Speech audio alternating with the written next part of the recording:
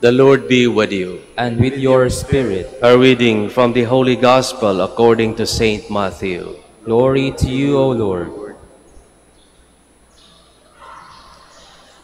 Jesus said to his disciples, "Do not store up for yourselves treasures on earth, where moth and decay destroy, and thieves break in and steal. But store up treasures in heaven, where neither moth nor decay destroys, nor thieves break in and steal. For where your treasure is, there also will your heart be. The lamp of the body is the eye. If your eye is sound, your whole body will be filled with light. But if your eye is bad, your whole body will be in darkness.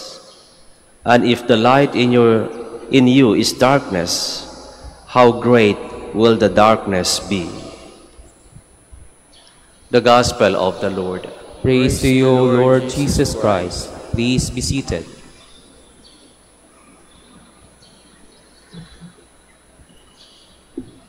Para saan ba ang ating pagsusumikap, ang ating pagtatrabaho, ang ating pagpapakabuti?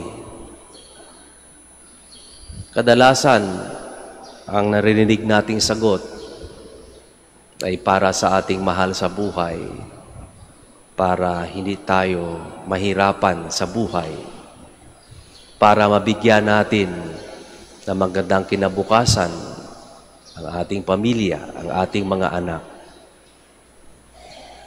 Wala pong masama doon. Sapagkat sa isang taong nagmamalasakit, sa isang taong nagmamahal, gagawin niya ang lahat para sa ikabubuti ng minamahal niya sa buhay. Ngunit, ang turo ng simbahan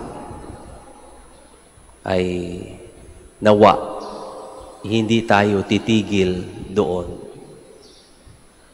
Nawa ang lahat ng mga bagay na ating pinaghihirapan, ang lahat ng bagay na ating minimithing, maangkin, ang lahat ng mabubuti na gusto nating marating at maibahagi sa ating pamilya, nawa ang lahat ng ito ay maging instrumento upang mas lalong mapabuti ang ating pagkatao, ang ating pagiging anak ng Diyos.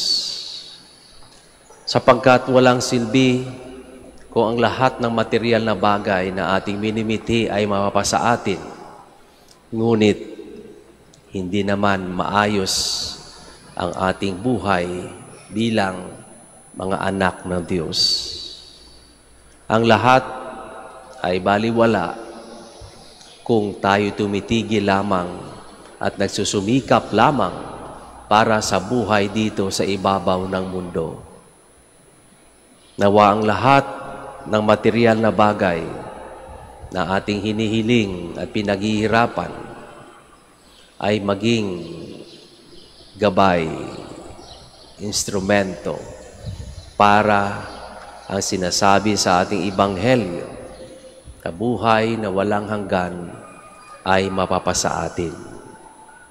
Kaya nga't kahit sa ating mga nakakabatang kapatid, palagi nating sinasabi, mag-aral lang mabuti para magkaroon ng magandang kinabukasan, sapagkat iyan ay hindi mawawala sa iyo.